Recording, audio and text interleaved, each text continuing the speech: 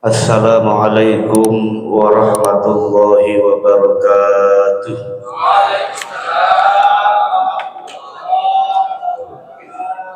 Alhamdulillahi rabbil alamin, wal aqibatu lil muttaqin wa la udwana illa 'alal zalimin.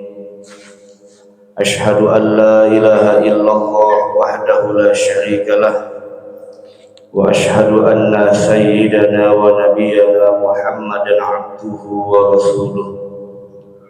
Allahumma salli wa sallim wa barik ala sayyidina wa habibina wa syafi'ina wa maulana Muhammadin wa ala alihi wa ashabihi wa azwajihi wa dhurriyyatihi ajma'in. Rabbi shrah li sadri wa yassir li amri wahlul 'uqdatam min lisani yafqahu qawli. Rabbi zidna ilman nafi'a warzuqna fahman jayyidan fil laili wan nahar. Allahumma bika asbahna wa bika amsayna wa bika nahya wa bika namut wa ilaika nusyur. Allahumma inna nas'aluka khaira hadzal yawm wa khaira ma fihi, wa na'udzu bika min syarri hadzal yawm wa syarri ma fihi. Allahumma faqihna fid din wa 'allimna at-ta'wil. Amma ba'd. Faqad qala Allah ta'ala fi kitabihil karim, a'udzu billahi minasy syaithanir rajim. Bismillahirrahmanirrahim. Qul bi fadlillahi wa bi rahmatihi fa bidzalika falyafrahu huwa khairum mimma yajma'un. Wa qala ta'ala aidan 'azza min qail qalu subhanaka la ilma lana illa ma 'allamtana innaka antal alimul hakim.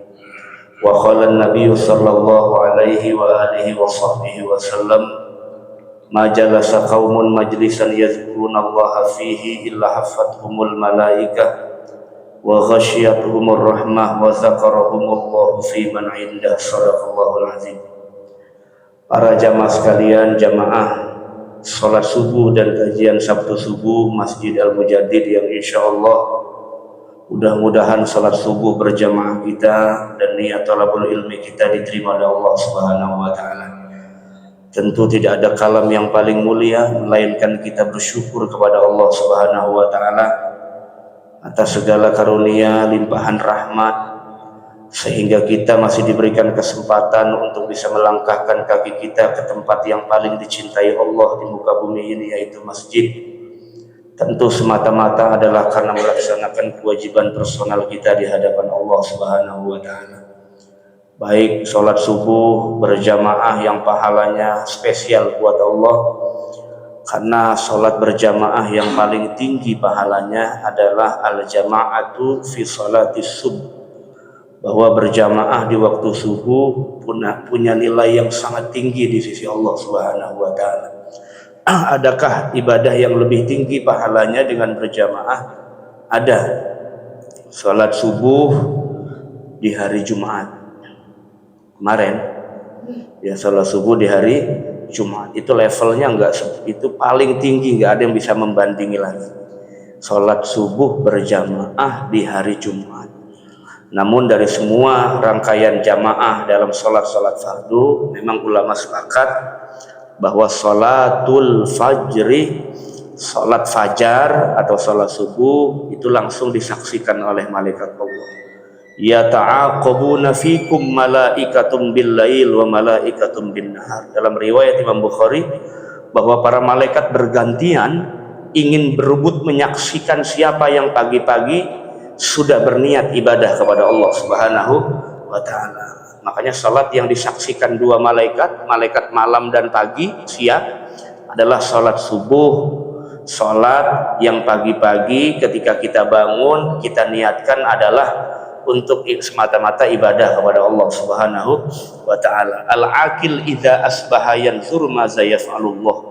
Bahwa orang yang berakal ketika pagi-pagi yang dia fikirkan adalah apa yang akan Allah takdirkan kepada saya, takdir yang baik yang ingin saya raih.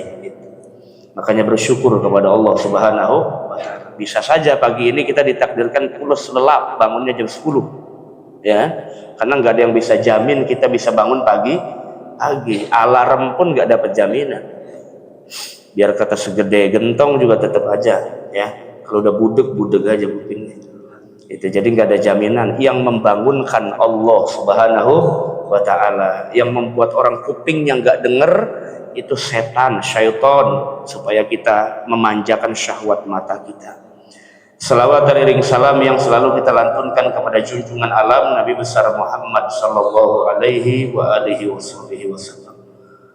Bapak Ibu para jamaah sekalian yang insyaallah dirahmati Allah, mari kita awali dengan membaca Ummul Quran suratul Fatihah. Semoga apa yang menjadi niat dalam kalbu kita, baik sholat subuh berjamaah, niat menuntut ilmu, senantiasa diterima oleh Allah Subhanahu wa Ta'ala. Ala hadhihi niyyah wa la kulli niyatin shalihah ila hadratin Nabil Mustafa Muhammadin sallallahu alaihi wasallam wa ala alihi wa ashabihi wa azwajihi wa dzurriyyatihi wa ahli baitihi al-kiram. Bismillah jami' ikhwanihi minal anbiya wal mursalin wa awliya wa syuhada wa salihin wa sahabat wa tabi'in al-ulama il-aminin wal musannifin al-mukhlisin jami'il malaikatil muqarrabin, khususan sayyidina al-qutbi rabbani wal arifis samadani syahidina Abdul Qadir al-Jilani qadasallahu sirrahu wa nawwara dharihahu ila hadrati khususan ila mu'allifihi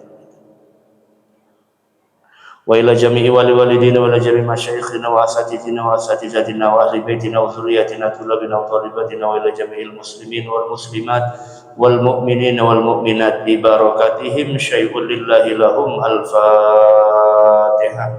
A'udzu billahi minasyaitonir rajim. Bismillahirrahmanirrahim. Alhamdulillahi rabbil alamin arrahmanir rahim maliki yaumiddin. Iyyaka na'budu wa iyyaka nasta'in ihdinas siratal mustaqim siratal ladzina an'amta 'alaihim ghairil maghdubi 'alaihim waladdallin. Bismillahirrahmanirrahim. Bismillah subhanallah walhamdulillah wa la ilaha illallah wallahu akbar wa la haula wa la quwwata illa billahil aliyyil azim.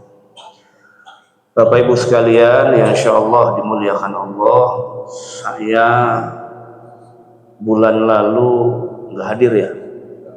Memang itu belum lama banget saya pulang Bu, belum lama banget saya pulang. Nantilah beberapa hari baru saya ngisi. Nah yang pertama saya ngisi Masjid Kuba, Taman Royal 2. Taman Royal 2 tuh perdana saya ngisi pulang haji. Ya, Taman Royal 2 dia nanya udah pulang belum Ustaz? Udah, ngapain saya di sono mulu? Biar kata di sono enak, ada tempat ijabah, tetap yang namanya ngopi mah enakan depan rumah kita dewek. Gurih ada pisang gorengnya. Ya tetap ya kita ke sana kalau bukan karena li ajlil ibadah, kalau bukan karena pengen ibadah, mungkin kayaknya nggak tertarik wisata ke sana. Karena Arab Saudi semuanya cuma batu doang. Makanan juga tipenya tipe korma semua, modelnya banyak. Begitu. Enakan Indonesia ada gemblong begitu. Sekuat-kuatnya iman kita pengen ibadah baik umroh ataupun haji, tetap rindunya di sini rindunya. Begitu. Ya pengen pulang. Nah alhamdulillah bisa silaturahim kembali. Memang bukan niat ya, kalau saya ceritakan mah mungkin bingung kali. Saya harusnya berangkat 2038, harusnya umur udah 40 lebih saya baru berangkat, harusnya. Bapak percaya kan ke haji panggilan Allah? Berarti yang punya duit aja belum tentu berangkat. Puroda nggak berangkat, udah selamatan, duit ratusan juta loh nggak berangkat lah. Harusnya berangkat 2038, 20 tahun, tapi baru nunggu 6 tahun jalan 7 tahun saya udah berangkat. Berarti Bapak paham, percaya nggak kalau itu panggilan Allah? Sampai istri saya bingung sih, orang-orang lebaran mah duit habis karena buang duit mersen, saya mah dapat duit. Kata saya lah, emang udah panggilan kali ngelunasin haji, berangkat. Di sana bagaimana ki? Ya di sana mah ada aja yang petugas haji. Apa karena emang kenal saya juga yang khutbah di Arafah waktu wukuf saya yang khutbah, sebelum Armuzna juga saya yang ceramah selamatan. Jadi karena saya khutbah saya ceramah, ya kopi-kopi aja mah nggak kekurangan, alhamdulillah. Kata saya, ya masya Allah. Dan saya termasuk alumni Muzdalifah jalan kaki sampai ke Mina. Dengar beritanya kan Pak? Jamaah Indonesia jalan kaki berkilo-kilo dari Muzdalifah sampai Mina, dan saya nuntun ibu saya. Kayaknya mungkin walaupun saya nggak bisa banyak rokaat di Masjidil Haram, saya minta sama Allah, ya Allah mabrurkan saya karena saya dampingin ibu. Orang kan haji mabrurnya macam-macam Pak. bisa mabrurnya karena peduli sama lansia, ya kan? Emang dipikir mabrur itu karena banyak ibadah doang Masjidil Haram?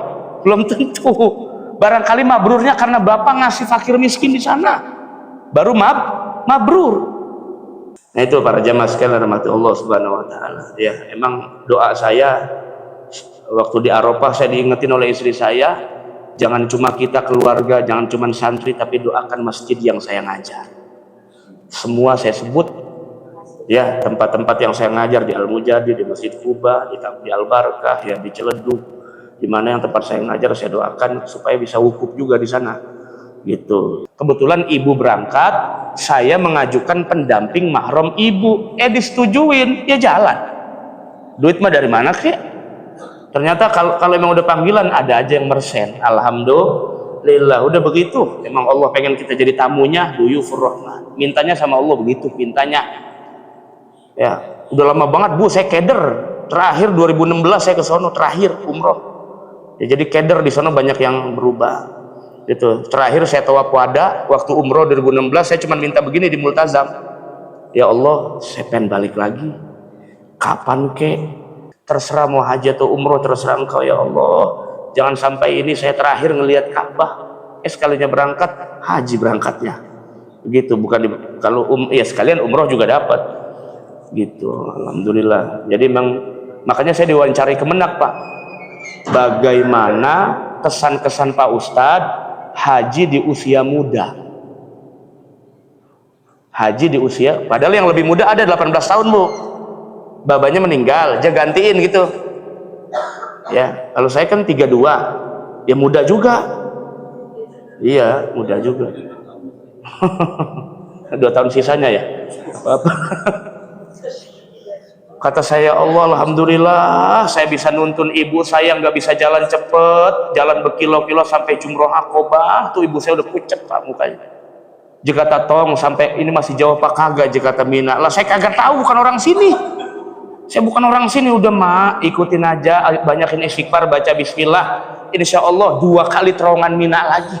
1 terowongan bisa 3 kilo, udah jangan liatin tulisannya, udah jalan aja. Kan ngeliatin tulisannya makanya ya Allah nyampe kagak ini jalan kaki. Tapi alhamdulillah semuanya lancar sampai tawaf ifadah, sa'i, dan juga tahallul kubro sampai terakhir. Dan saya termasuk rombongan pertama di Banten yang Bali pertama ya, sampai di sampai di Grand El Hajj dibuka seremonial, balik lagi ke Al Azom. Kan sembelian, rumah saya kan deketan di situ, ngapain saya balik lagi ke Al Azom? Emang acaranya begitu, jika tak udah ikutin aja begitu katanya. Jadi abis diterima wali kota di Grand Al Hajj, kan rumah saya sebelah sono Bu, tinggal naik sepeda doang juga nyampe. Makanya dioper lagi ke Al Azom, katanya ngambil koper gede. Itu Pak Widi yang ke rumah saya tuh, Masya Allah. Jadi Pak jangan heran Pak Widi, emang saya mah demennya di kampung begitu. Jadi kalau ngopi itu sergep. Kalau di kota akan rada ngebul kalau di pinggir jalan. Jadi kalau di kampung ngopi enak ya. Jadi pokoknya habis isya aja tuh udah sepi, banyak kuntilanak keluar begitu. Nah, ini para jamaah sekalian rahmat Allah Subhanahu wa taala, saya doain semua biar pada bisa ke sono, anaknya juga ngikut, anaknya semua tetangganya ngikut. Ya amin ya rabbal alamin. Jangan pikirin masa tunggunya Bu, kalau mikirin masa tunggunya kita pesimis. Mikirnya bahwa ibadah yang murni pasti panggilan Allah. Hitungan matematik mungkin masa tunggunya 30 tahun kalau daftarnya sekarang. Daftarnya sekarang masa tunggunya hampir 30 tahun. Tapi kalau dengan iman kita percaya itu panggilan Allah, gak usah pakai 30 tahun, setahun berangkat. Percaya nggak Bu?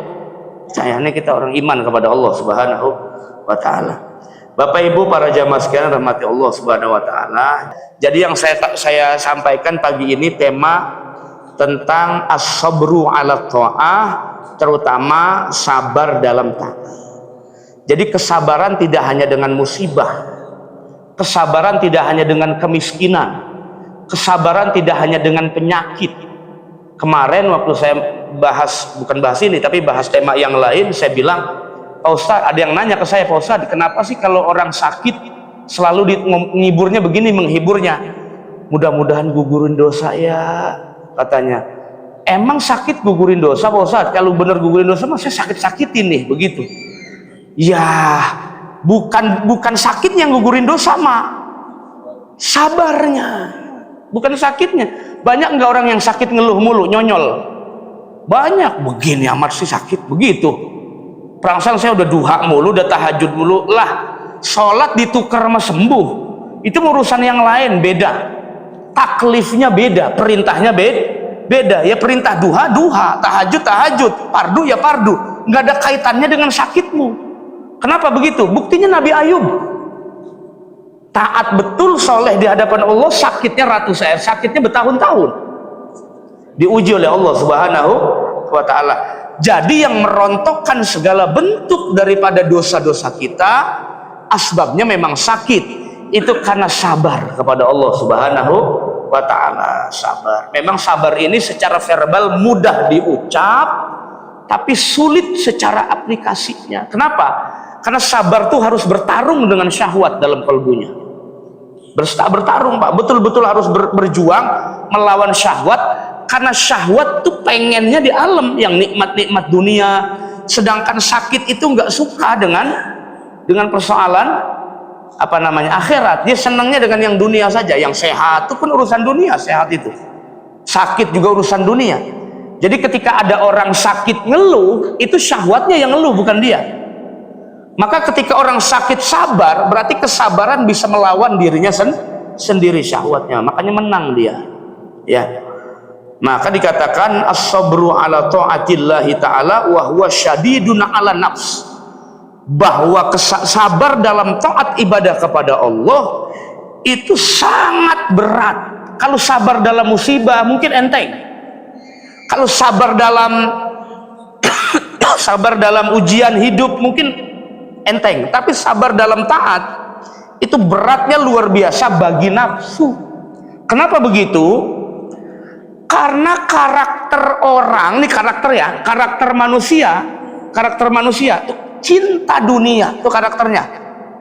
Makanya saya bilang, orang sealim apapun, orang sesoleh apapun, kalau berurusan sama duit, beda urusan.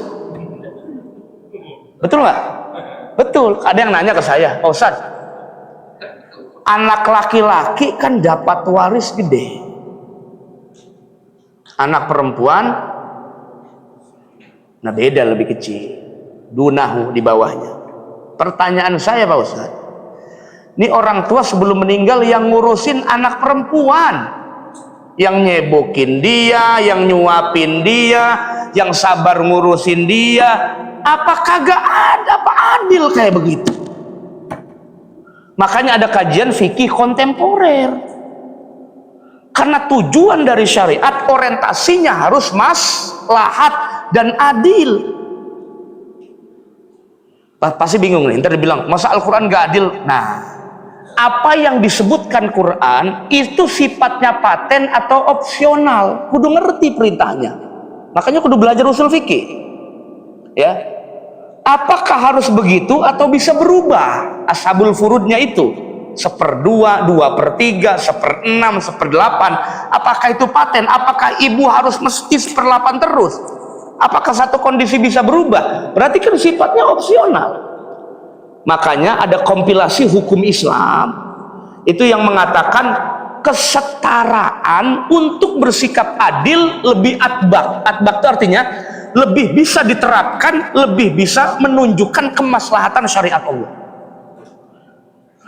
Pertanyaan saya, kenapa di Quran dan di hadis laki-laki bagiannya lebih banyak? Sebetulnya sangat wajar. Karena kultur budaya di Arab, ya, itu memang aktivitas 24 jam yang lebih capek laki, Pak. Jangan Bapak lihat di Indonesia ini ibu-ibu pun jadi Grab, betul nggak? Beda. Ibu-ibu pun kerja, beda. Ibu-ibu pun aktivitasnya hampir sama dengan laki-laki, bahkan cenderung lebih banyak. Malah lakinya yang pengangguran. Nah, di sini bisa kita lihat tafsirnya yang mana, multi tafsir atau tidak. Ayatnya qat'iyud dilalah atau zaniyud dilalah, itu bisa dilihat konteksnya dalam ilmu tafsir.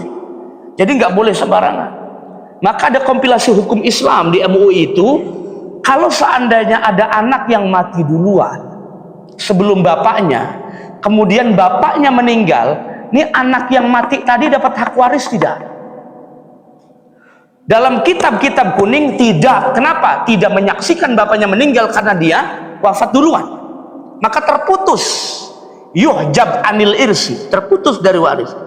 Tapi untuk maslahat karena dia punya anak nih, punya istri, siapa coba yang nafkain suaminya meninggal?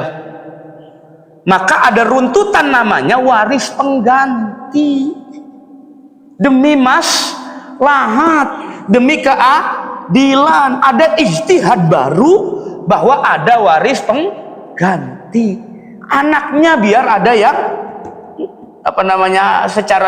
secara logistik, secara finansial itu ada yang jamin, ada yang kafil, ada yang menjamin, ya. Nah itu makanya kata saya fikih itu nggak ada yang pasti. Fikih itu adanya yang rajih atau marjuh. Rajih itu unggul atau tidak unggul, sahih atau dhaif, sahih atau ashah, afdol atau mafdul, itu aja. Jadi kalau ada orang yang memastikan fikih ini yang pasti benar, itu pasti dukun atau jangan nggak paham ilmu fikih, nggak paham. Anda kudu paham dulu ilmu fikih itu apa maksudnya. Namanya ijtihad, itu tidak ada ijtihad yang sampai batas pasti benar, nggak ada. Yang pasti benar itu cuma Nabi dan Rasul dan Allah Subhanahu Wa Taala.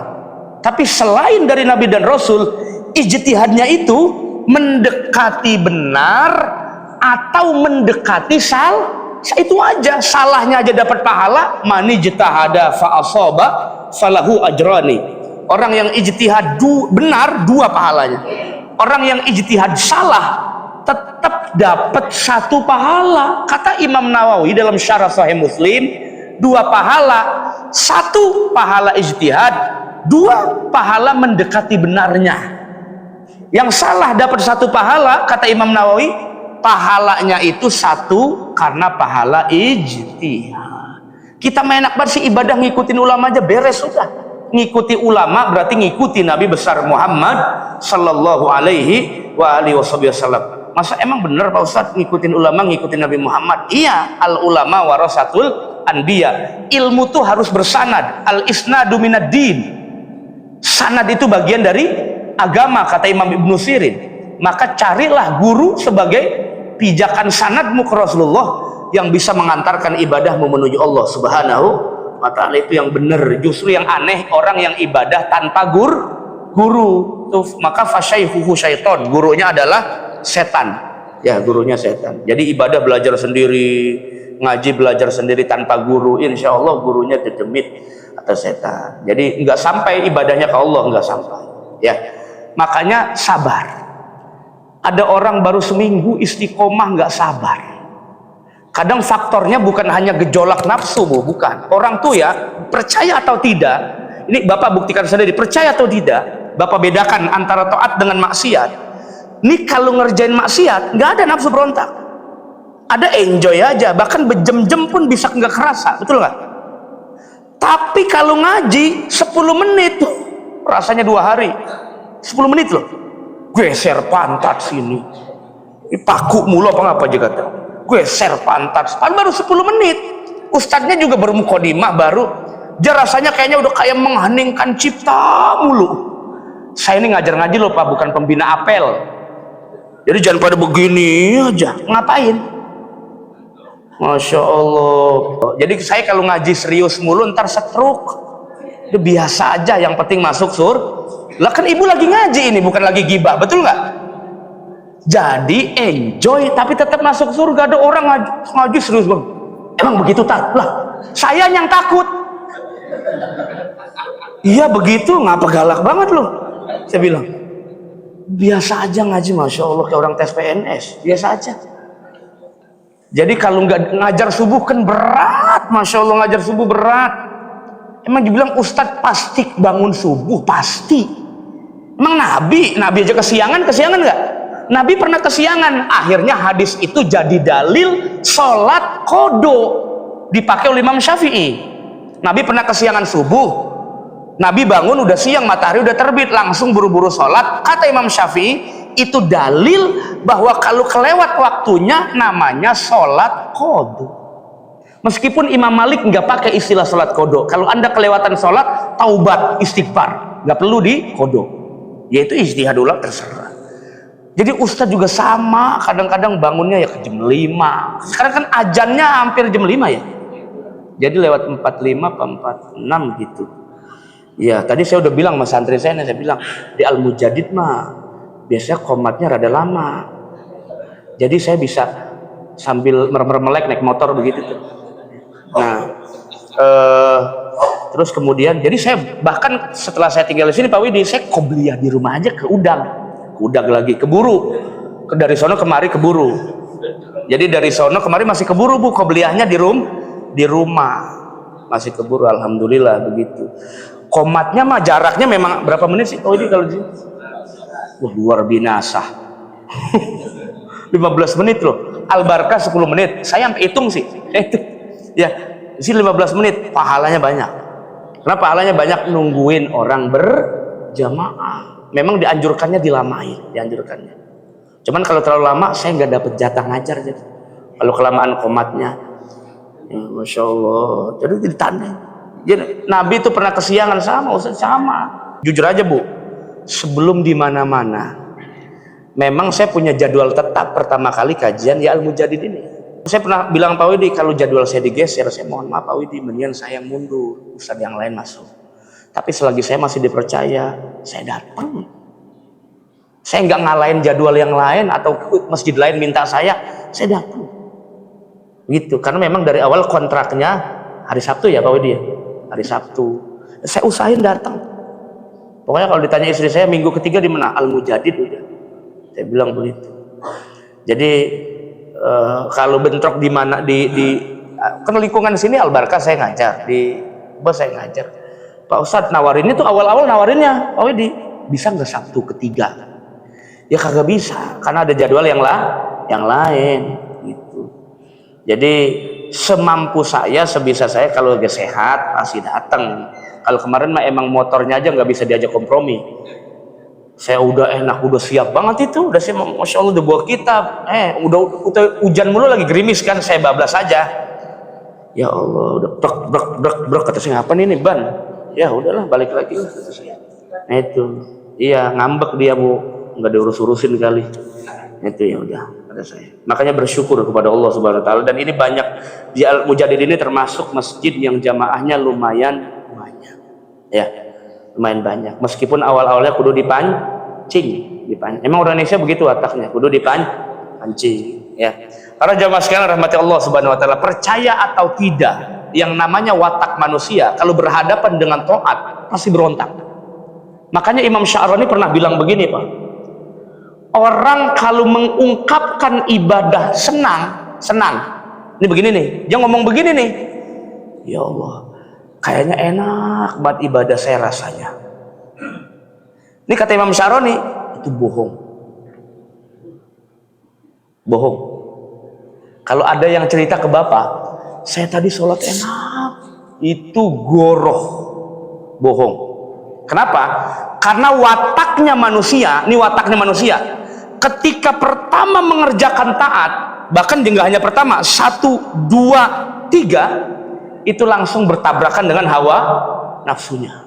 Karena hawa nafsu nggak suka dengan ibadah, tanfirru anil ibadah, tidak suka dari ibadah kepada Allah Subhanahu wa Ta'ala. Makanya yang disebut wa amma bi ni'mati rabbika fahadis, silakan Anda sebutkan prosesnya saja, jangan rasanya. Nih Bapak nih pengen menggugah orang untuk senang ibadah, ceritakanlah prosesnya, jangan ceritakan karena kalau rasa itu bisa manipulatif syahwat ya. Tapi kalau proses bisa menggugah orang, bagaimana caranya bisa meraih taat kepada Allah Subhanahu wa Ta'ala. Maka kata Imam Sya'rani bahwa nafsu lawannya adalah ibadah. Jadi murninya orang ketika ibadah pasti berat, nggak ada yang mudah, pasti berat ya.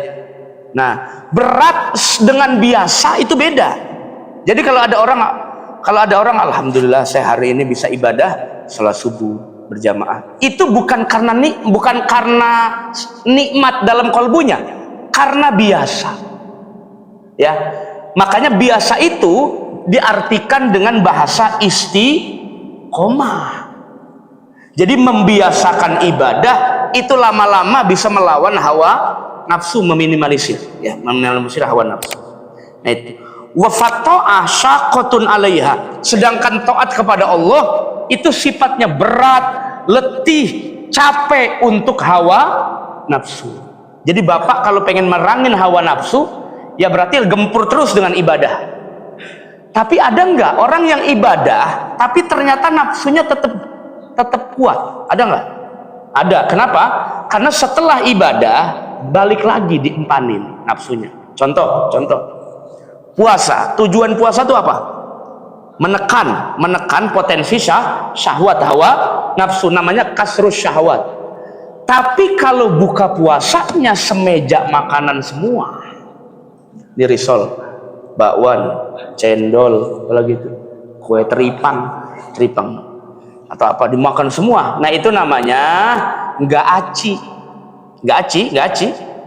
Itu namanya nggak jadi yang begitu. Itu namanya berbuka puasanya dengan maksiat. Kenapa saya bilang dengan maksiat? Karena balik lagi ke hawa nafsunya. Berarti puasa tidak berjalan pada relnya. Makanya Nabi contohinnya buka puasa dengan apa? Kurma. Itu pun nggak makan nasi. Mungkin orang Indonesia mah kurma makan nasi kali kalau buka puasa.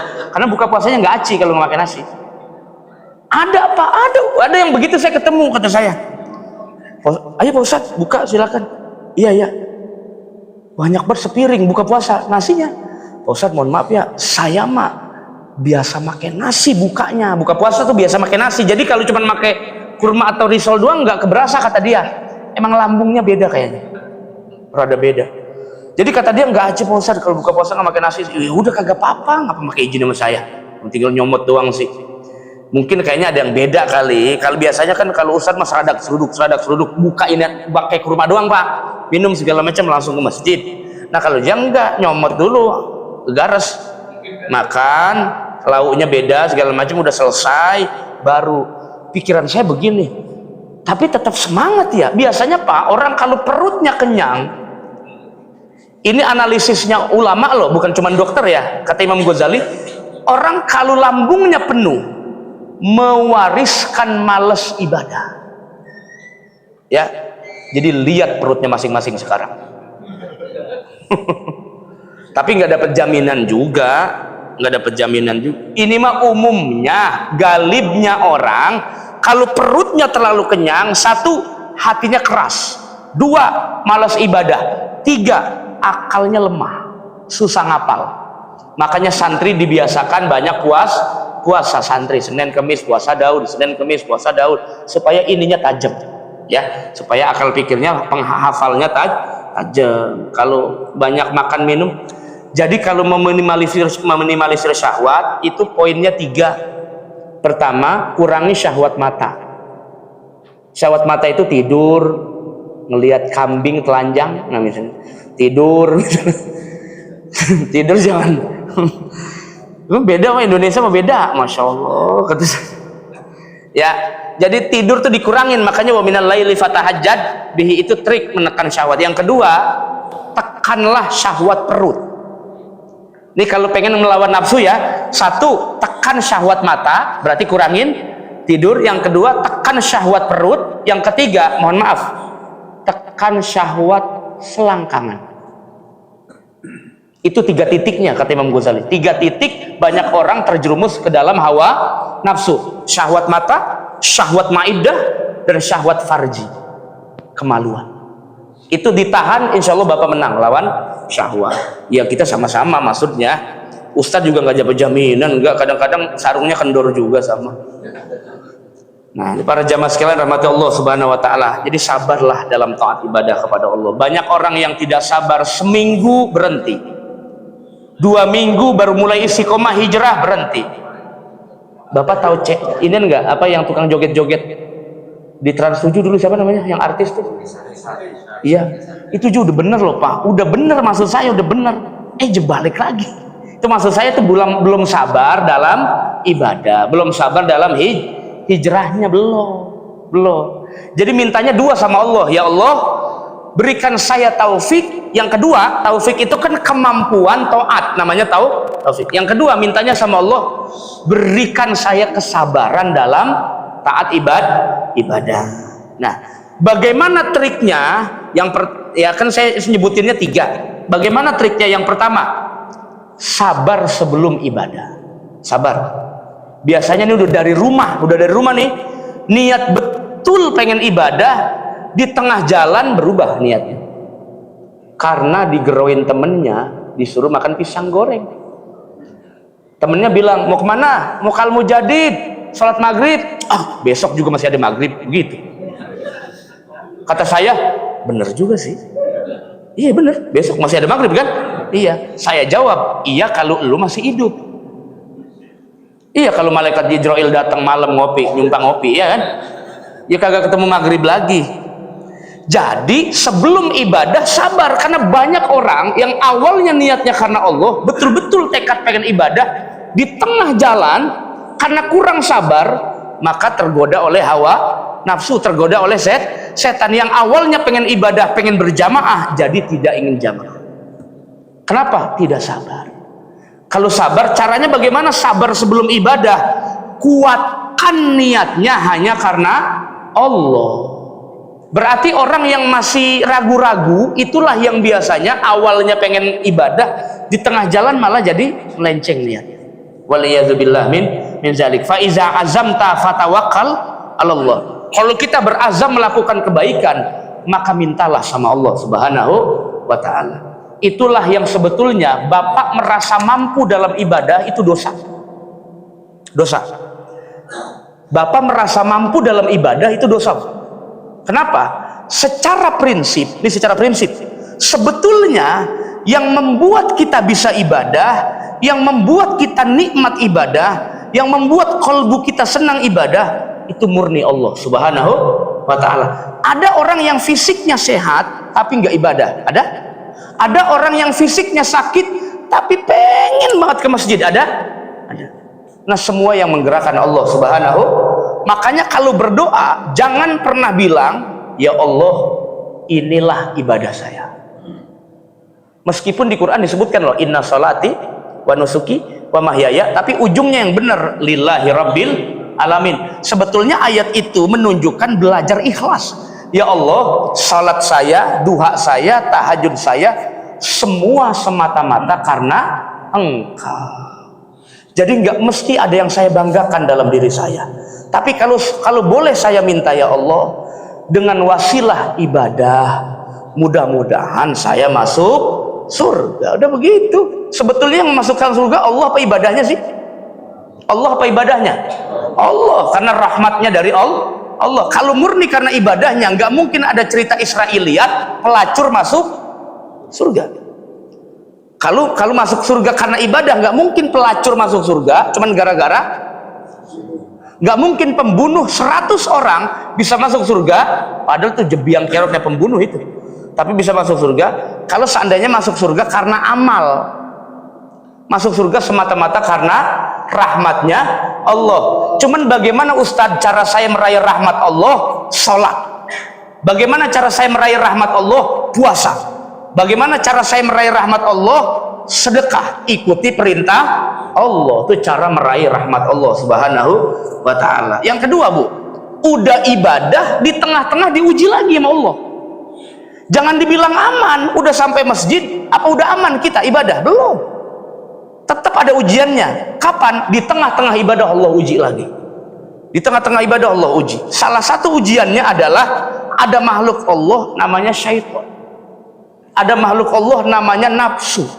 Makanya orang sholat pasti cari yang paling beres, paling cepat beresnya. Apalagi orang kampung, sholat tarawih pasti nyarinya yang cepat. Bismillahirrahmanirrahim. Alhamdulillahirobbilalamin. Arrahmanirrahim. Maliki yaumiddin. Iyyaka na'budu wa iyyaka nasta'in. Begitu kayak sepirangkot. Cuman di komplek doang. Kalau di sini selesai tarawih jam berapa? 9. Normal jam 9. Aman udah. Kalau di kampung, Pak, harus lempengan sono gondrong. Sono no. Jam 8:05 selesai semua sama witir, cuma mikirin tuh kayak kuda-kuda maling nggak? Allah Akbar, Allah Akbar, Allah Akbar, Allah Akbar, Masya Allah. Jadi nggak ngeresap aja. Jadi orang Indonesia masih kenapa? Berarti padahal ya sholat tarawih artinya apa? Istirahat. Tarawih itu artinya rohah, istirahat, berarti sholatnya sholat santai. Ya, karena sholat santai boleh besok Ustaz Ramlan yang imam dilamain ya jam 12. Insya Allah dipecat ente. Pecat. Enggak begitu juga Pak Ustaz, itu jam 9 juga sebenarnya batin banyak berontak karena saya pengurus masjid aja. Ya. Sebetulnya mah cuman nggak keucap aja, saya nyambungin doang. Nah itu ya, alhamdulillah lah. Pokoknya kalau imam rawatibnya bener aman. Ya jamaahnya juga kompak, aman dah insyaallah. Ujian di tengah ibadah apa Bu? Umumnya lupa rakaat. Itu ujian itu. Baru rakaat pertama aja ngomong begini, rakaat berapa ini ya? 3 apa 7? Padahal sholat maghrib ngapa ke 7? Rakaat berapa ya? Makanya saya bilang Bu, kalau imam lupa rakaat jangan diomelin, kasihan. Mungkin dia mikirin anak bininya. Jadi ustadz juga kadang-kadang Pak refreshingnya ya ke masjid ngimamin sholat. Kenapa? Kadang-kadang mereka lupa takbir segala macam. Bininya minta belanja mulu di rumah. Jadi pikirannya kacau, kadang-kadang biasa aja udah nggak apa-apa. Kalau lupa kan ada triknya kan? Tinggal ngingetin imam, tapi niatnya jangan ngingetin imam. Misal imam lupa nih. Kalau imam lupa, triknya 2. Pertama, talkin. Contoh, ini lupa nih aja. Iya karena Abu dua, iya karena Sa'id. Terus saking mumetnya masalah hidup, lupa dia tuh. Apaan ya? Ayat cuma jangan nggak ngomong apaan di mic, nggak ada. Lama banget mikir tuh. Nah, kita makmum di belakang talkin. Iya karena Abu dua, iya karena ihdinas siratal mustaqim. Itu namanya nalkin, ngebimbing lafadznya imam. Tapi niatnya jangan ngingetin imam. Sholat bapak batal. Kalau di kolbu bapak niat ngingetin imam, sholatnya batal. Yang kedua, ngingetin imam caranya tasbih. Subhanallah. Cuman subhanallah yang bener, jangan kereman. Subhanallah. Ngapa begitu, Mam? Ngapa makai ada terusannya subhanallah? Ngapa? Maksud saya ngapa makai ada terusannya? Ini mah fakta, ini mah benar. Saya nggak guyon, ini mah benar. Jadi saya khutbah Idul Fitri nih. Ini khutbah Idul Fitri. Kan Idul Fitri rakaat pertama rakaat kedua takbirnya berapa, Pak? 5 kan? Pertanyaan saya, 5 takbir itu sunnah atau wajib? Rukun atau sunnah? Sunnah kan? Sekarang kalau seandainya mereka lupa imam, langsung baca Fatihah, takbir intikal, Bismillahirrahmanirrahim, Alhamdulillahirabbil alamin. Ngucap subhanallah enggak? Kagak usah. Karena itu sunnah. Kagak dibaca pun sah. Itu cuman syiar aja karena hari raya. Makmumnya begini. Subhanallah, sampai kenceng banget suaranya. Kayaknya rada gede emang sama imam ini dia. Subhanallah, imamnya gelagapan. Apa yang lupa ya katanya? Apa amplop kali yang lupa? Insyaallah. Dia balik lagi Bu, dia balik lagi. Allahu Akbar. Allahu Akbar. Allahu Akbar. Terus saking gregetannya sama makmum ini nih. Kalau lagi kagak salat mah ditakol palanya kayaknya. Terus saya. Ternyata dia balik lagi takbir Allahu Akbar. Pertanyaan saya, sah atau tidak? Sah atau tidak? Sudah masuk kepada rukun, baca Fatihah rukun bukan? Sudah masuk ke rukun, dia ngejar yang sunnah. Berarti ngejar sunnah daripada wajib, padahal sudah masuk kepada yang wajib. Secara kaidah batal. Tapi karena nanyanya ke saya kasih yang gampang biar nggak batal. Saya kalau ngasih jawaban sama orang awam yang gampang-gampang aja, yang susah-susah biar tugas kita. Ya. Jadi kalau ada ustadz yang ngasih susah buat jamaah, dia yang gampang, pecat aja, Pak. Lah terbalik dong, buat umat kasih hukum yang mudah. Ad-dinu yusrun. Ya, agama ini mudah, tapi jangan mudah-mudahin. Kita kasih opsi sesuai konteks dan kondisinya. Saya bilang begini, ada 2 pendapat. Yang pertama, boleh mengulang sesuai dengan lupanya. Misalnya takbirnya cuma 2 kali, ya, atau takbirnya benar-benar 5 kali semua tok lupa juga, jadi disesuaikan dengan jumlahnya. Tapi makruh.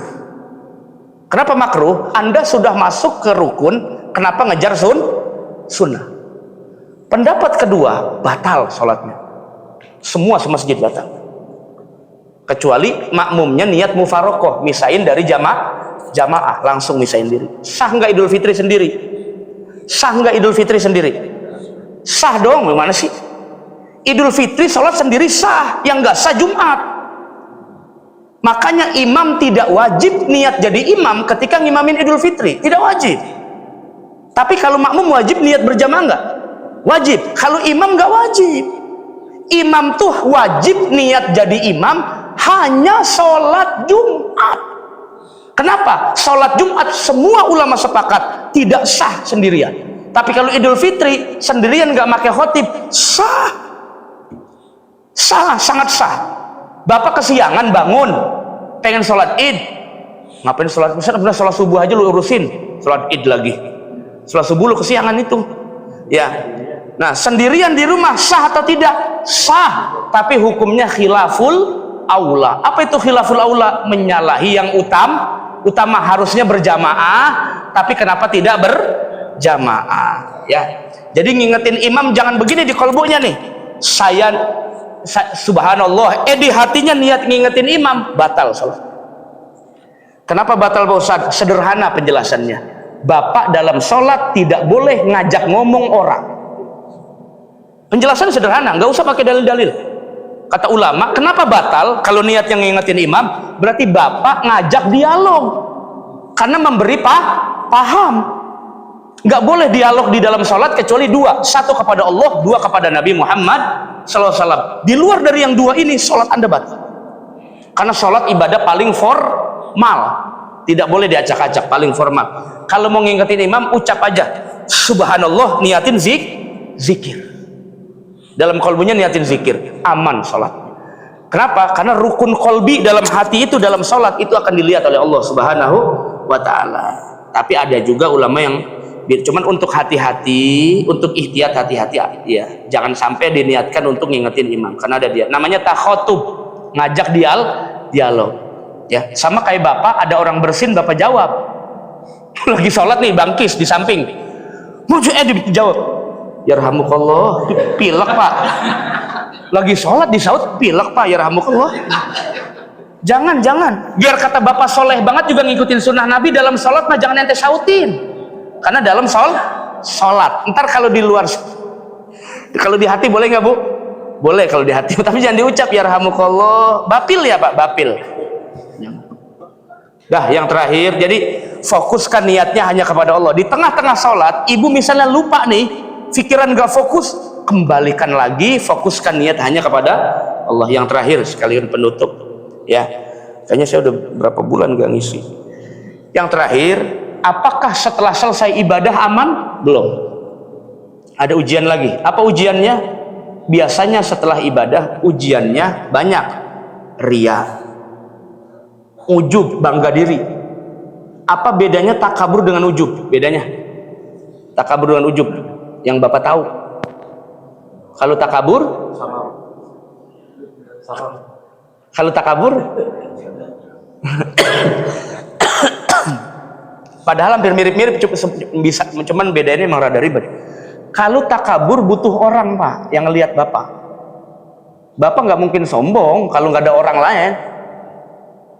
Kalau ujub enggak. Nih ujub nih, bapak sendirian aja lagi bengong depan rumah nih, lagi bengong nih sendirian, hatinya ngomong begini, hebat banget gua ya, tadi sholat kayaknya nih, sendirian gak ada orang. Tuh ujub begitu tuh, bangga diri. Bangga diri mah nggak perlu dilihat orang, hatinya sendiri ngomong juga udah jadi ujub, dosa. Kayaknya tadi sholat yang paling hebat saya, kayaknya yang lain mah takbirnya sampai 4 kali padahal sholat subuh itu. Paham kan, takbir 4 kali sholat subuh maksudnya ragu mulu, Allah Akbar gak jadi. Mendingan saya mah baca Fatihahnya haknya sampai tipis banget, hak sampai begitu, sampai yang di sampingnya pada ngap. Itu yang, makanya yang paling rentang kena ria imam. Mohon maaf, yang paling rentang kena ria imam. Alhamdulillah, jadi paseh-pasehin Rabbil alamin gitu, sampai begitu-begitu tuh dipaseh-pasehin. Kul a'udzu birabbil falaq, sampai begitu-begitu tuh. Kata makmumnya, wah sakit nih orang nih. Bukannya hebat, sakit tenggorokan kayaknya. Ya mohon maaf, saya mohon maaf, al-qurra, para qori itu lebih rentang Pak kena begitu. Bukan saya ngomong, ulama yang ngomong di kitab. Itu kenapa? Karena sering megang mic. Loh, saya juga lagi ya. Tapi kalau saya mah kan kagak baca gituan, enggak. Ya. Pokoknya lebih rentang karena begitu. Jadi biasa saja. Kalau bapak-bapak apa yang mau diriain? Orang sholat aja nebeng sama imam. Enggak ada yang diriain, enggak ada, udah aman ya. Ya aman dah. Enggak aman kalau ononya enggak ada, no enggak aman. Ya. Jadi begini caranya Bu, triknya ya supaya ibadahnya selamat. Setelah selesai sholat atau puasa atau zakat atau haji, setelah selesai ibadah, biar selamat nih ibadahnya. Fa innallaha idza taqabbala amala 'abdin waffaqahu li amalin shalih ba'da. Kata Imam Ibnu Rajab Al-Hambali, ini saya kutip dalam Lataiful Ma'arif, orang yang ibadahnya sukses biasanya setelah ibadah ada keinginan pengen ibadah lagi. Itu ciri ibadah yang tadi diterima oleh Allah Subhanahu wa taala. Ada nggak orang habis ibadah maksiat? Ada Pak, banyak. Habis ibadah nih malam habis sholat subuh di situ, tahu nggak Pak, Bapak Ono yang kemarin habis beli motor, nah itu kan gibah namanya. Jadi barusan sholat subuh ngapain digibah? Itu namanya habis ibadah disertai maksiat. Berarti ibadah yang tadi ditolak Allah. Itu gampang aja tandanya, ibadah yang tadi ditolak oleh Allah. Jadi usahakan setelah ibadah skip yang lain-lain kecuali hanya ibadah kepada Allah. Jadi ba'dal ibadah ibadatun ukhra. Setelah ibadah dia ibadah yang lain. Mintanya sama Allah, ya Allah, setelah saya ibadah tolong bimbing saya lagi untuk bisa melakukan ibadah kepada Allah Subhanahu wa taala. Insyaallah ibadahnya diterima. Secara ilmu, kalau secara iman wallahu alam, hanya Allah yang tahu. Tugas kita hanya ibadah, nggak perlu kita mendikte Allah. Tugas kita ibadah pakai ilmu. Insya Allah dengan kaidah ilmu, ibu ibadahnya dekat diterima Allah Subhanahu wa taala. Amin ya rabbal alamin. Udah isyraq belum sih? 2 menit lagi. Cuma karena subuhnya mau jam 5 nih, isyraqnya kayaknya mau setengah 7. Ya. Padahal isyraq itu sama duha sama sebetulnya. Salatul isyraq, salatul duha. Kata Abdullah bin Abbas. Salatul isyraq, salatul duha. Karena kata Abdullah bin Abbas, nggak ada salat isyraq, adanya salat duha. Karena nggak ada hadis yang ngomong isyraq, nggak ada. Adanya cuman siapa salat subuh kemudian tidak beranjak kecuali zikir kepada Allah sampai terbitnya, sampai syuruknya matahari, tidaklah melainkan mendapatkan pahala umrah, haji, gede pahalanya ya, begitu. Nah kata ulama, karena di hadis disebutin wasyraqatis syamsu, disebut kata isyraq itu loh, maka kata ulama namanya sholat isyraq, syuruk namanya. Tapi dalam hadis-hadis nggak pernah disebutkan. Sholat munfaridah itu nggak pernah disebutkan. Makanya kata Abdullah bin Abbas, sholatul isyraq, sholatud duha. Yang dimaksud isyraq adalah Tapi Pak Ustadz, boleh nggak saya isyraq lain, duha boleh? Duha juga lain boleh. Sangat boleh. Karena sholat mutlak aja boleh kan? Mutlak kan gak ada embel-embelnya. Kalau Bapak sholat isyraq ada embel-embelnya. Apa embel-embelnya? Syuruknya matahari. Kalau sholat mutlak kan gak ada niat yang lain kecuali sholat. Makanya disebut mutlak. Ya, disebut sholat mutlak. Nah, itu para jamaah sekalian rahmati Allah Subhanahu wa taala ya. Mungkin nanti ada beberapa pertanyaan sambil kita nunggu isyraq. Yang mudah-mudahan kita mohon kepada Allah diberikan kesabaran lahir batin, istiqomah. Kesabaran ini kita lewati Bu, insya Allah diberikan kemampuan istiqomah oleh Allah Subhanahu wa taala. Al-Fatihah. A'udzubillahi minasyaitonir rajim. Bismillahirrahmanirrahim. Alhamdulillahirabbil alamin arrahmanir rahim maliki yaumiddin. Iyyaka na'budu wa iyyaka nasta'in. Ihdinas siratal mustaqim. Shiratal ladzina an'amta 'alaihim ghairil maghdubi 'alaihim waladdallin.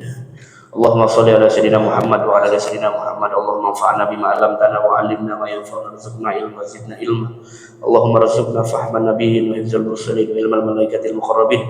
Allahumma lakal hamdu wa ilaikal mushtaka wa antal musta'an, la haula wa la quwwata illa billahil aliyyil azim.